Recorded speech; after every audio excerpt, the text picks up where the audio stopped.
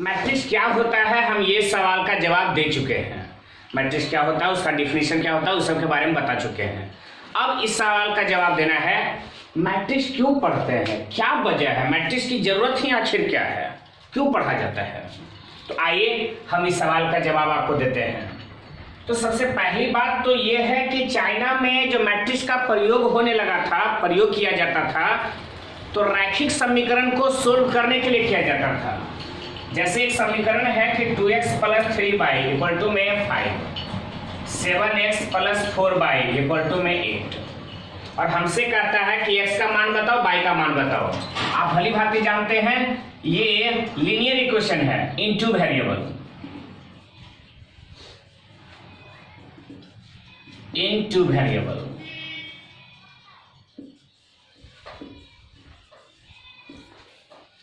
तो दो चर वाले रैखिक समीकरण का आप हल पहले से भी जानते थे। क्या क्या मेथड जानते थे, तो पहले आप जानते थे विलोपन विधि, है ना, विलोपन विधि आप जाना करते थे। दूसरा चीज आप जाना करते थे ब्रजगुणन विधि, तीसरा प्रतिस्थापन विधि, है ना। तो यहां पर से आप इलिमिनेशन मेथड जानते थे, इलिमिनेशन मेथड क्या होता है। फिर जाना करते थे आप क्रॉस मल्टीप्लिकेशन मेथड क्या होता है, ब्रजगुणन विधि, और आप जानते थे कि भाई सब्स्टिट्यूशन मेथड क्या होता है, प्रतिस्थापन विधि क्या होता है, आप लोग पहले से भी जानते हो। लेकिन दो चर वाले रैखिक समीकरण हैं तो उसको इस सब चीजों से निकाला जा सकता है, कोई दिक्कत नहीं। तीन चर वाले हैं, चार चर वाले हैं, तो इन सब चीजों में बहुत ज्यादा इस सबसे कॉम्प्लिकेशन बढ़ जाता है। जैसे यही है 2x + 3y + 5z = में 3, x + y + z = में 2, 2x + 7y - 3z = में 5। जरा सोच के देखो, तीन चर वाले हैं, चार चर वाले आएंगे, तो इन सब को सोल्व करने के लिए, सभी को सोल्व करने का एक मेथड पढ़ाया जाता है मैट्रिक्स।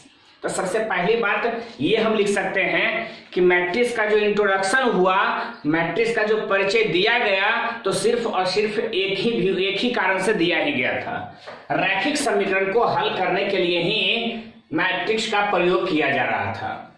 तो हम एक लाइन तो लिखने में जरा सा भी संकोच नहीं करेंगे, और आप भी नहीं कर सकते हो। हालांकि हम बोल दिए हैं कि matrix is introduced for solving of linear equation। रैखिक समीकरण को सोल्व करने के लिए ही मैट्रिक्स का प्रयोग किया जाता था। इसके अलावा मैट्रिक्स का प्रयोग खास करके हम लोग पढ़ते हैं तो कंप्यूटर प्रोग्रामिंग के लिए भी हम लोग मैट्रिक्स का अध्ययन किया करते हैं। कंप्यूटर प्रोग्रामिंग कैसे अध्ययन करते हैं, हम उसके बारे में आपको चर्चा करके बताते हैं। हम इस लाइन को मिटा देते हैं। आइए जानते हैं कंप्यूटर प्रोग्रामिंग में मैट्रिक्स का आखिर क्या यूज है, क्यों हम लोग मैट्रिक्स को पढ़ा करते हैं, इसका कंप्यूटर प्रोग्रामिंग में क्या इस्तेमाल है, हम बतलाते हैं। मान लो कोई ये ग्राउंड है, ठीक है, इस ग्राउंड में ये जाली है, मतलब फुटबॉल कुछ लोग खेल रहा है, 4-5 लोग हैं, एगो ए है, इधर बी है, सी है, डी है, 4 लोग हैं। ये चारों मिलकर के क्रिकेट खेल रहा है। फिलहाल बॉल इसके पास है, इसने बॉल पास किया बी को, डायरेक्शन दे दी, ए से बी को बॉल पास किया गया। क्या बी भी ए को पास किया? नहीं, ए से बी तक पास किया गया। बी ने पास किया डी को, फिर डी ने पास कर दिया ए को, और फिर ए ने पास कर दिया सी को। मान लो इस तरह का ही विचार है, इसी प्रकार से। अब जरा सोचो, यहां पर तो हम आपको समझा दिए कि आखिर कैसे कैसे जो है मतलब कि पास किया है, ए से बी, बी से डी, डी से ए, फिर ए से सी। अब इसी को अगर हमको कंप्यूटर में लिखना होगा तो आखिर कैसे लिखेंगे? अगर प्रोग्रामिंग करनी होगी इसको तो हम लोग प्रोग्रामिंग कैसे करेंगे? आइए समझाते हैं। A B C D, A B C D लिख दिए। अच्छा, अब आप बताओगे खाली क्या ए के पास खुद बॉल पास कर सकता है? कितना बार कर सकता है? ए से ए तक बॉल पास करने का। तो जब ए से ए बॉल पास नहीं हो सकता सर, पास होने का रैंकिंग जो हो जाएगा 0। और आप भली बातें जानते हैं कंप्यूटर प्रोग्रामिंग दो ही चीज समझता है, 0 1। ए से ए तक पास नहीं किया जा सकता, 0। ए से बी तक कितना बार पास किया गया? कई बार? तो सर ए से बी तक पास किया गया 1 बार, तो हम 1 लिख देंगे। ए से सी तक पास किया गया कितना बार? तो ए से सी तक पास किया गया ओनली 1 बार, 1 टाइम, 1 बार। ए से डी तक पास किया गया कभी? नहीं सर, 1 बार नहीं। ए से डी देखो तो पास किया है? नहीं। डी से ए पास किया है, ए से डी 1 बार नहीं, 1 बार नहीं पास किया है, यहाँ 0 लिख देंगे। फिर बी से ए को, तो बी से ए को नहीं पास किया है सर। बी को नहीं पास किया है, 0।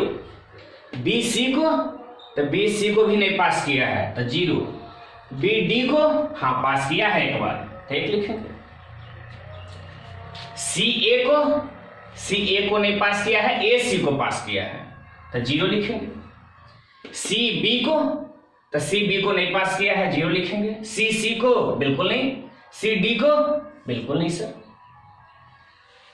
यहां डी से, तो डी से ए को, हाँ सर डी से ए को नहीं, डी से ए को पास किया गया है 1 बार।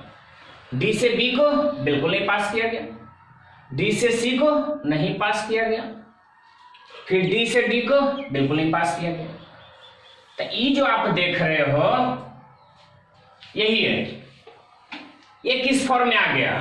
तो कोई ना कोई मैट्रिक्स फॉर्म में आ गया है ना, मैट्रिक्स फॉर्म में ना है। तो आप भली भांति जानते हो कंप्यूटर प्रोग्रामिंग में आप इसको दर्शा सकते हो, तो इसी रूप से प्रोग्रामिंग दर्शा सकते हो। अगर इस रूप में दिखा दिया तो कंप्यूटर पर आप सर्च मारोगे तो अपने आप बता देगा कि भाई ए से बी को 1 बार पास किया गया था, ए से सी को 1 बार पास किया गया था। ये बड़ी इत्मीनान से बता देगा। और आप लोग भली बातें जानते हैं कंप्यूटर प्रोग्रामिंग जब भी जानता है तो 2 ही नंबर 0 और 1, तो इस रूप में इसको प्रेजेंट किया जा सकता है। खैर ये तो हम थोड़ा सा बेसिक समझाया है, बाकी आप जाकर के इंजीनियरिंग वगैरह में इसके बारे में और डिटेल से भी समझोगे कि इसका प्रयोग क्या क्या होता है। फिलहाल आप इतना जरूर जान गए होंगे मैट्रिक्स हम क्यों पढ़ते हैं। अब अगला जवाब देते हैं आपको, मैट्रिक्स का अध्ययन करेंगे कैसे, क्या क्या कैसे करेंगे, और इसका लास्ट में फिर बताएंगे प्रयोग क्या क्या करना है। ठीक है, ठीक।